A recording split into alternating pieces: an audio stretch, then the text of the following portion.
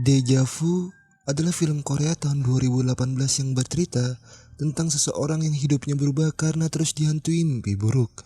Cerita dimulai dengan sepasang kekasih yang bernama Jimin dan Woojin.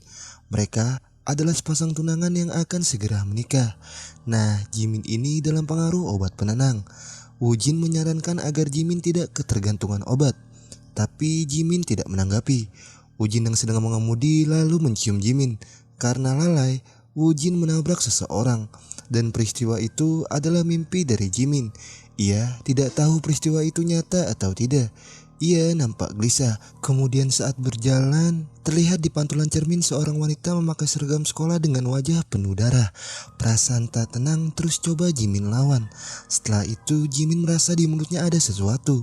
Ia mencoba mengeluarkan sesuatu yang ada di dalam mulutnya itu. Saat mengeluarkannya, terdapat rambut panjang seorang wanita. Tak sampai situ, Jimin juga terus dihantui seorang hantu wanita yang mencekik Jimin dengan rambut panjang. Jimin sangat takut. Ia hampir mati, dan ternyata Jimin bermimpi lagi. Ia nampak tak tenang. Hidupnya telah berubah. Setelah itu Jimin menghampiri Woojin yang sedang menyiapkan sarapan. Jimin yang sangat pucat heran dengan Woojin yang nampak baik-baik saja setelah peristiwa itu. Sementara Jimin, ia tidak bisa tidur karena terus dihantui mimpi buruk setelah kejadian itu. Hingga Jimin yang terus merasa tak tenang ingin menyerahkan diri ke polisi. Tapi Woojin melarang dan menganggap peristiwa itu hanya mimpi. Lalu ia memeluk dan menenangkan Jimin. Setelah waktu berlalu, karena terus merasa bersalah, Jimin diam-diam ke kantor polisi untuk mengatakan semuanya. Ia bertemu seorang detektif bernama Detektif Inte, lalu menceritakan jika ia telah menabrak seseorang. Tapi anehnya setelah diperiksa, detektif tidak pernah mendengar adanya laporan kecelakaan fatal. Beberapa saat kemudian, Woojin yang sedang bekerja dihubungi oleh detektif untuk datang menemuinya. Singkatnya di lokasi, detektif Inte menemukan bangkai rusa yang sudah dikubur. Nah, Woojin mengaku jika ia yang menabrak rusa itu. Karena takut dipidanakan telah menabrak hewan, jadi ia menguburnya. Mendengar Woojin mengaku hanya menabrak hewan, detektif Inte menganggap Jimin ini tidak bisa membedakan antara manusia dan hewan. Kemudian, Woojin menjelaskan jika belum lama ini Jimin mengalami depresi.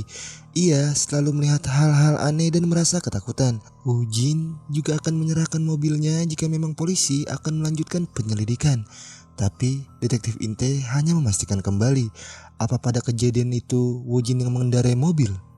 Woojin mengakui dan ia siap jika harus dihukum. Detektif Inte mengatakan jika Woojin hanya akan didenda karena menabrak hewan. Setelah itu, Detektif Inte menyuruh Woojin membawa Jimin ke rumah sakit. Sebelum pergi, teman dari Detektif Inte memberi kartu nama ke Woojin, tapi Woojin membuangnya. Singkatnya, Woojin membawa Jimin periksa ke dokter psikiater. Dokter Choi menjelaskan kebanyakan orang memang akan mengalami halusinasi setelah mengalami kecelakaan, dan dokter Choi meminta Jimin untuk minum obat secara teratur agar cepat membaik. Melihat Jimin mengeluarkan air mata, Woojin yang khawatir lalu menanyakan cara lain agar Jimin cepat pulih. Dokter mengatakan cara terbaik adalah dengan Jimin rutin menjalani perawatan, dan jika polisi datang lagi, si dokter yang akan mengaturnya. Setelah itu, Woojin memberi sejumlah uang ke dokter. Ia yakin si dokter bisa membantunya. Kemudian saat di parkiran, Jimin melihat Woojin mengganti mobil lamanya dengan yang baru. Woojin beralasan jika Jimin tidak akan nyaman dengan mobil yang lama. Kemudian di dalam mobil, Woojin dihubungi seorang dokter, tapi diabaikan. Jimin merasa heran karena Woojin tidak mengangkatnya, tapi Woojin segera alihkan pembicaraan. Woojin melihat Jimin agak baikan setelah menjalani perawatan dari dokter Choi. Jimin nampak senang. Kemudian Jimin mengungkit apa benar itu cuma hewan. Dengan tegas, Woojin bilang para polisi juga tahu jika yang ia tabrak itu adalah hewan. Woojin minta Jimin tidak membicarakan hal itu lagi. Woojin lalu minta maaf karena sempat membentak. Tapi setelah itu Jimin menciumnya. Ia juga minta maaf karena meragukan apa yang Woojin katakan. Setelah itu Woojin minta Jimin untuk minum obat secara teratur dan menjalani perawatan dengan baik agar Jimin cepat membaik dan mereka bisa hidup bersama. Jimin yang bosan mendengar perkataan itu minta Woojin mengatakannya secara resmi. Tapi Woojin masih agak malu. Lalu saat lihat jam yang Woojin gunakan sudah hancur, Jimin minta Woojin untuk segera mengganti jam itu. Woojin awalnya menolak karena jam yang ia pakai pemberian dari Jimin, tapi Jimin memaksa Woojin untuk segera menggantinya. Waktu berlalu. Di tempat kerja, Jimin dan rekan-rekan dimarahi oleh atasannya karena tidak bisa memberikan keuntungan pada orang-orang yang berinvestasi. Nah, Jimin ini bekerja sebagai karyawan di perusahaan investasi. Kemudian tak lama seseorang datang. Lalu si atasan menyuruh para anak buahnya untuk keluar. Jimin nampak tidak suka dengan kedatangan seseorang itu. Orang itu lalu mencoba basa-basi ke Jimin. Tapi Jimin mengabaikan dan segera pergi. Nah, seseorang itu bernama Jo Do-sik. Ia adalah bos dari perusahaan di tempat Jimin bekerja. Selain itu, ia juga suka mengganggu Jimin yang membuat Jimin merasa tak nyaman. Kemudian, Jimin yang sedang bekerja lalu mendengar rekan-rekannya membicarakan dirinya yang terlilit hutang. Ia nampak ketakutan saat semua mata tertuju padanya, hingga bayangan peristiwa kecelakaan itu kembali muncul.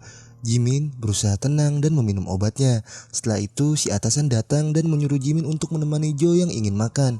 Jimin menolak karena ia sedang tidak enak badan dan masih ada pekerjaan yang belum selesai. Jo yang mengetahui Jimin menolak mengajak si atasan untuk pergi duluan. Tapi sebelum pergi, Jo mendekat ke Jimin lalu memegang pundaknya sambil mengatakan jika uang memang segalanya. Tapi Jimin harus tetap menjaga kesehatan agar bisa terus bekerja dan ia akan segera menelpon Jimin. Hingga waktu berlalu pada malam hari, Jimin masih terus bekerja. Jimin yang sendirian kemudian mendengar suara. Jimin menghampiri ke sumber suara yang ternyata ada seseorang yang mengetuk pintu. Jimin yang agak takut lalu menanyakan siapa orang tersebut. Tapi orang itu tiba-tiba pergi. Jimin yang mencoba mengecek tiba-tiba dikagetkan dengan wajah seseorang yang muncul di layar monitor. Jimin nampak ketakutan hingga ia perlahan menghampiri cahaya yang berkedip yang ternyata mesin fotokopi menyala dengan sendirinya. Setelah mematikan mesin, Jimin menghidupkan lampu dan terlihat nampak ada seseorang. Jimin lalu menelpon Woojin. Ia takut dan ingin pulang. Tapi saat ingin keluar, tiba-tiba lampu kembali mati dan telepon berbunyi. Dengan melawan rasa takut, Jimin mengangkat telepon tersebut. Dan orang dalam telepon tersebut mengetahui warna baju yang Jimin pakai. Jimin yang kesal karena terus diteror, nanyakan siapa dan mau apa orang tersebut. Tapi orang itu mengatakan ia akan datang menemui Jimin. Jimin yang ketakutan lalu berlari keluar kantor. Singkatnya, Jimin merasa tenang sudah berada di dalam mobil taksi. Tapi si supir taksi malah mengatakan wanita yang pergi sendirian harusnya hati-hati karena dunia sudah dipenuhi pria bajingan. Jimin yang agak takut lalu menggeser posisi duduk. Jimin juga melihat seorang siswi sedang berdiri di halte yang membuatnya nampak takut. Kemudian saat menengok, ternyata Jimin hanya berhalusinasi. Jimin keluar dari taksi itu. Saat berjalan, Jimin merasa sedang diawasi. Ia mempercepat langkahnya lalu bertemu penjaga hunian.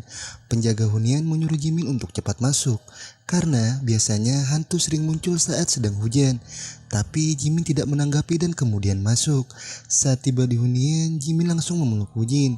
Ia nampak lelah karena terus dihantui dan diteror hal-hal aneh. Lalu Woojin mencoba membuat Jimin tenang. Saat Woojin beralih, lalu Jimin ditelepon oleh Jo. Nah, Jo ini menagih hutang ke Jimin yang membuat Jimin takut. Woojin yang melihat Jimin ketakutan sangat marah kepada Jo. Woojin ingin memberi pelajaran kepada Jo, tapi Jimin tahan. Woojin tidak akan membiarkan siapapun mengganggu Jimin. Ia berpesan ke Jimin untuk segera bilang jika memang Jimin sudah tidak tahan atas apa yang Jo lakukan kepadanya. Setelah waktu berlalu, saat di kantor, Woojin juga dihantui suara-suara aneh. Ia mencoba mengecek sekitar. Saat sedang mengecek sekitar, pintu yang ia tutup sebelumnya terbuka dengan sendirinya. Tapi tak lama, rekan-rekan kerjanya datang. Si rekan menanyakan apa yang terus Woojin lihat. Tapi Woojin tidak menanggapi. Nah, si rekan bilang jika beberapa hari lalu ada karyawan yang melihat hantu. Tapi Woojin memotong pembicaraan dan meminta si rekan agar tidak bicara omong kosong, karena jika rumor itu tersebar akan merugikan perusahaan. Lalu Woojin memberitakan rekan-rekannya untuk kembali bekerja. Setelah itu si rekan menghampiri ke ruangan kerja Woojin. Ia memberitahu jika ada 4 kucing mati dalam seminggu. Si rekan mengetahui jika itu semua adalah ulahnya Jo. Si rekan yang tidak terima minta Woojin melakukan sesuatu agar Jo tidak berulah lagi. Tapi Woojin menyuruh untuk menghiraukannya saja. Si rekan menurut. Sebelum pergi, si rekan juga memberitahu jika ada polisi yang datang mencari Woojin. Woojin yang tak senang mendengar hal itu lalu menampar si rekan. Tapi setelah itu Woojin bicara baik-baik, meminta si rekan untuk mengerti dan saling menjaga diri, Karena jika atasan tahu polisi sedang mencari Woo-jin, maka karir Woo-jin akan tamat. Setelah itu Woo-jin meminta Shirkan untuk keluar. Kemudian saat ingin pulang, Woo-jin bertemu dengan detektif Inte. Detektif Inte hanya ingin memastikan jika yang ditabrak Jin pada kejadian itu apa benar cuma hewan. Woo-jin hanya tersenyum kemudian mengambil sejumlah uang lalu memberinya ke detektif Inte. Woo-jin meminta detektif Inte untuk tidak menemuinya lagi. Detektif Inte yang melihat itu merasa tak senang karena telah direndahkan.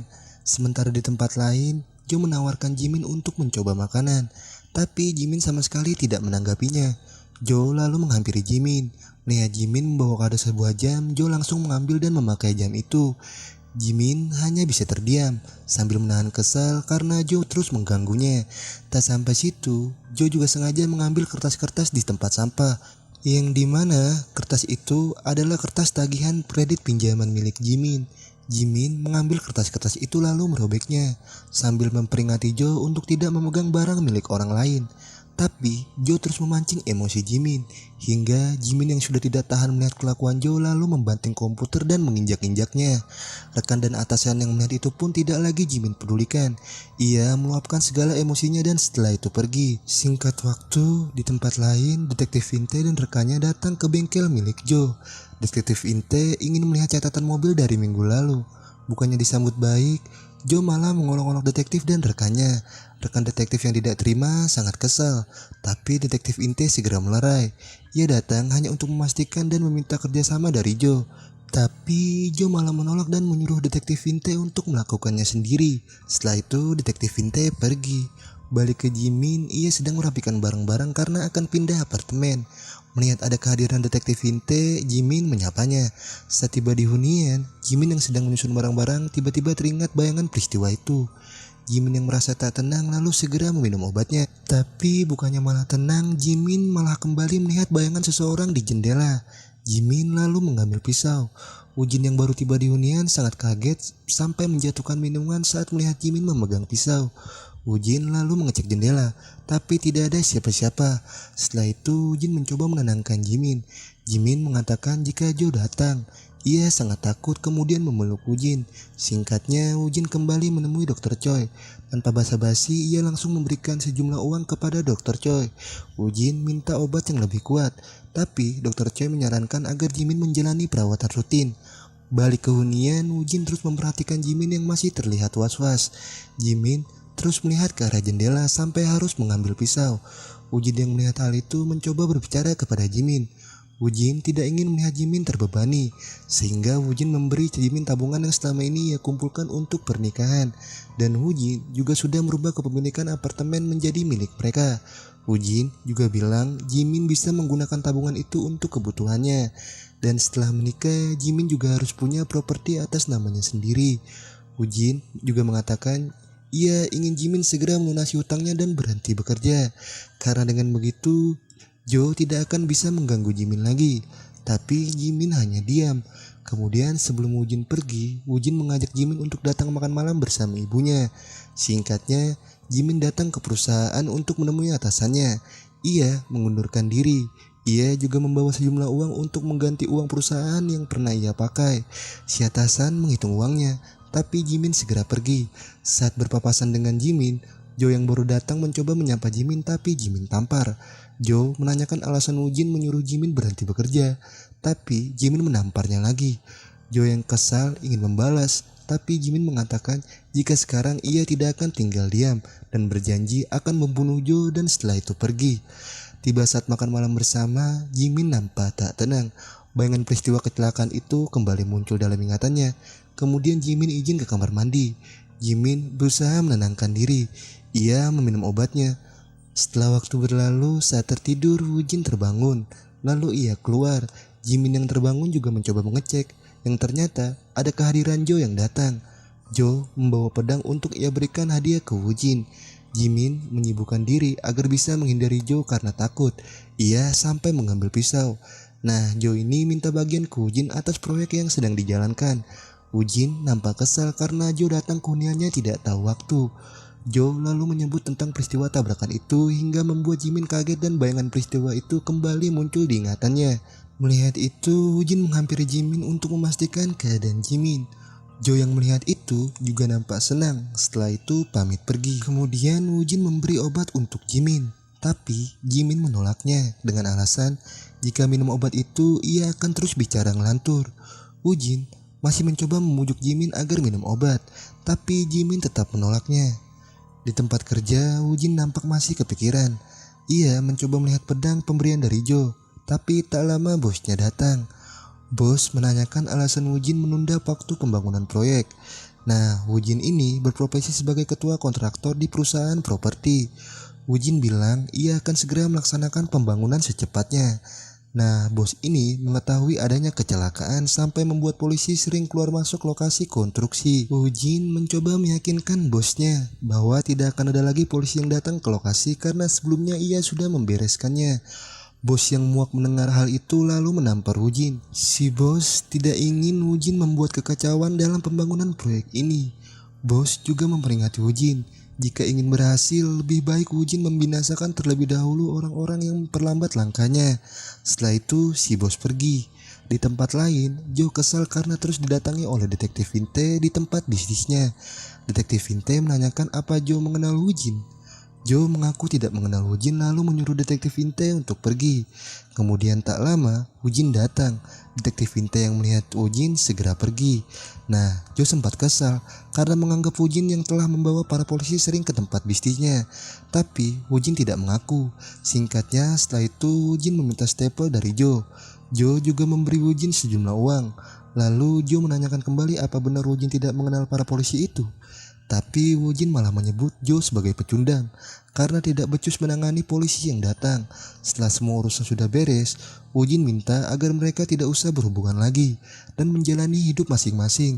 Mendengar itu, Jo pun mengiyakan. Sebelum itu sambil tertawa, Jo juga mengingatkan agar Woo-jin berhati-hati karena akan menjadi masalah besar jika Woo-jin dipanggil kepolisian. Jo juga menitipkan hadiah sebuah cincin ke Woo-jin untuk diberikan kepada Jimin. Woo-jin yang melihat itu tentu jengkel, entah apa maksud yang dimiliki Jo. Tapi Woo-jin tetap diam. Woo-jin lalu pergi membawa cincin itu dan tidak membawa uang yang Jo beri. Melihat itu, Jo kesal, lalu mengeluarkan unek-uneknya. Jo mengatakan jika ia sangat membenci Woo-jin. Mau Woo-jin baik atau buruk, Jo tetap membencinya. Sampai sekarang pun Jo menganggap Woo-jin hanyalah seorang berdebah. Woo-jin yang mendengar itu tetap diam dan menahan emosinya. Kemudian melanjutkan pergi. Balik ke Jimin yang sedang mengunci jendela hunian, ia kemudian meminum obat. Mendengar suara, Jimin menghampiri, mengira Woo-jin yang datang, tapi ternyata bukan. Jimin nampak ketakutan karena ternyata Jo yang datang. Jo mengatakan jika ia merindukan Jimin. Setelah itu Jo menyekap Jimin. Jimin yang nampak lemas mencoba bangun, tapi Jo menendangnya. Jo yang sudah kehilangan akal ingin memperkosa Jimin. Tapi Jimin mencoba melawan dengan menghantamkan gelas ke kepala Jo. Saat Jo kesakitan, Jimin menghampiri dapur lalu mengambil pisau. Saat Jo mendekat, Jimin mengancamnya hingga Jimin berhasil keluar. Di tempat kerja, Woo-jin sangat kesal melihat cincin pemberian Jo yang entah apa maksudnya. Ia mengambil pedang dan lalu pergi. Balik ke Jo, ia sudah ditusuk seseorang. Pagi harinya, Jimin yang terbangun sangat terkejut melihat huniannya banyak perceceran darah. Melihat pisau yang ia pegang juga sudah penuh darah, Jimin nampak ketakutan. Tak lama, bel rumah berbunyi. Jimin menghampiri yang ternyata si penjaga hunian dan para polisi yang datang. Para polisi mencari Woo-jin. Mereka mencoba masuk, tapi Jimin menghalangi. Detektif Vinte lalu mengajak Jimin ke kantor polisi karena di sana ada ibunya Woo-jin. Setelah itu di kantor polisi, Detektif Vinte mengatakan kepada Jimin dan ibunya Woo-jin jika semalam tubuh Jo ditemukan di kantor milik Woo-jin dan Woo-jin ditetapkan sebagai tersangkanya. Detektif Vinte minta informasi ke Jimin agar bisa mempercepat penangkapan Woo-jin. Dalam interogasi, Detektif Vinte mendengar Jo menginvestasikan uangnya ke Jimin. Karena dari situ, Jo jadi terus mengganggu Jimin. Tapi Jimin meyakinkan ke detektif jika tunangannya tidak mungkin membunuh Jo hanya karena hal itu. Kemudian detektif Vinte mengungkit jika belum lama Jimin melaporkan Woo-jin telah menabrak seseorang dan menelantarkannya. Dari kesimpulan itu, detektif Vinte bertanya, apa Jimin masih berpikir Woo-jin bukan pembunuh? Jimin hanya terdiam. Detektif Vinte juga mengetahui jika Jimin masih terus berhalusinasi walau sudah mengkonsumsi obat-obatan.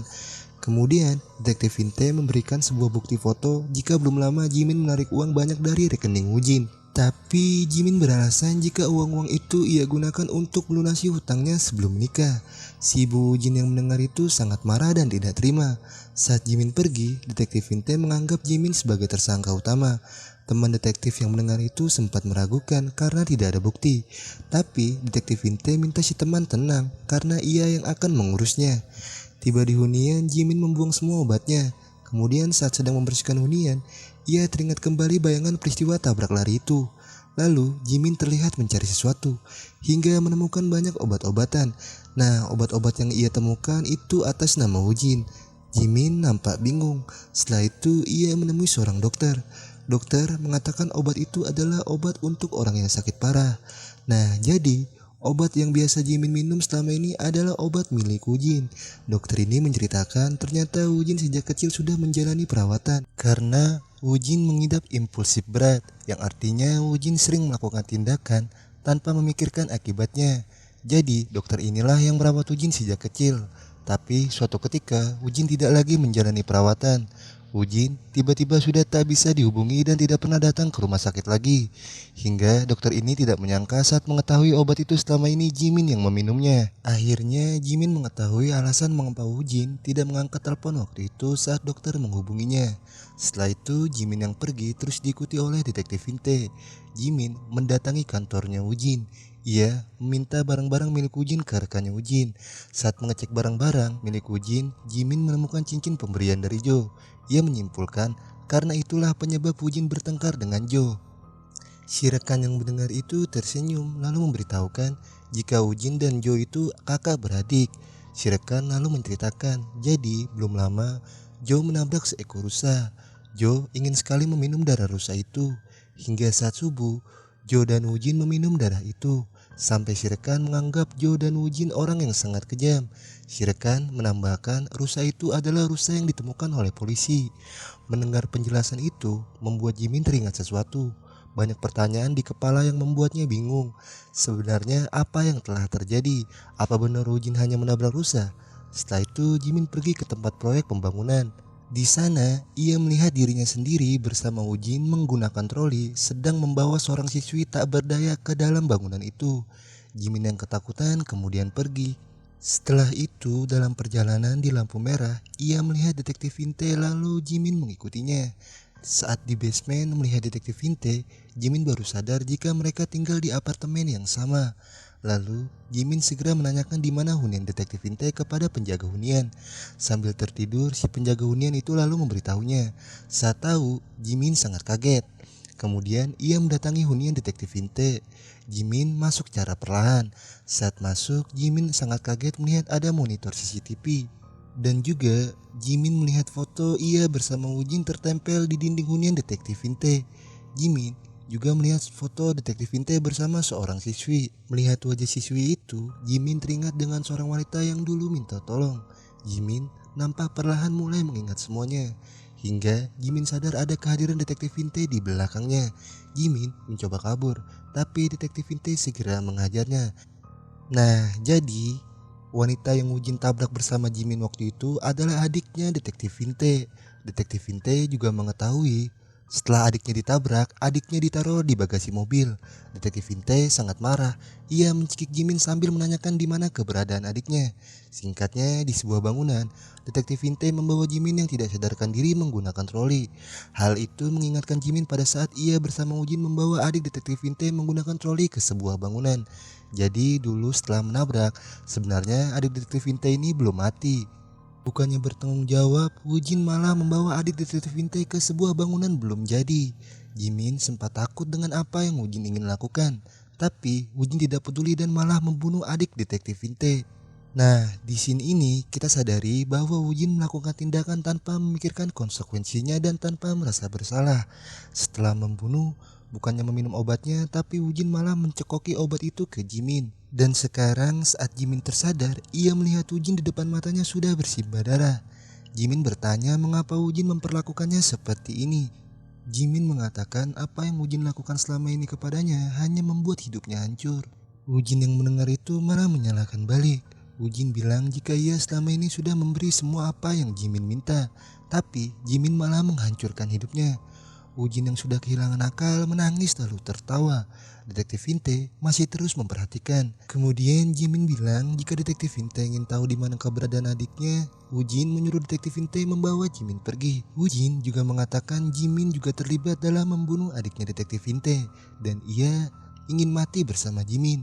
Lalu saat Jimin mencoba mendekat ke Woo-jin, Woo-jin berkali-kali melarangnya. Hingga saat itulah Woo-jin mati tertimpa besi. Jimin yang melihat itu merasa sangat syok. Setelah Woo-jin mati, Detektif Inte menodongkan pistol ke Jimin sambil menanyakan di mana keberadaan adiknya. Tapi Jimin hanya menunjuk. Detektif Inte menanyakan apa adiknya masih hidup. Tapi Jimin terus diam. Hingga Detektif Inte meletuskan senjata. Setelah itu Detektif Inte yang sambil menodongkan pistol minta Jimin untuk menunjukkan di mana keberadaan adiknya. Saat sedang berjalan Jimin tersandung besi. Detektif Inte menyuruh Jimin untuk bangun, tapi Jimin malah melemparkan senter ke wajah Detektif Inte lalu segera kabur. Sambil menahan sakitnya Jimin mencoba terus menjauh. Saat melihat Jimin, Detektif Inte terus mencoba menembaknya, tapi tidak ada yang kena. Jimin mencoba melawan, tetapi tetap sia-sia hingga Jimin tidak bisa kabur lagi. Detektif Inte kemudian menceritakan, andai saja waktu itu Jimin tidak ke kantor polisi, mungkin ia tidak akan mencari Jimin. Dan jika sekarang Jimin meminta maaf, ia tidak akan memaafkannya. Detektif Inte lalu minta secepatnya agar Jimin menunjukkan lokasi keberadaan adiknya. Tapi Jimin tetap bungkam. Melihat Jimin tetap diam, Detektif Inte yang kesal pun mendekat sambil menjatuhkan penyangga bangunan. Jimin yang ketakutan hanya bisa merangkak untuk menjauh, hingga membuat Detektif Inte kehilangan kesabaran lalu ingin membunuh Jimin. Akan tetapi saat sedang mencekik, tiba-tiba bangunan itu runtuh. Tapi untungnya Jimin dan Detektif Inte masih selamat. Hingga saat itulah Detektif Inte menemukan adiknya yang ternyata jatuh dari reruntuhan bangunan itu.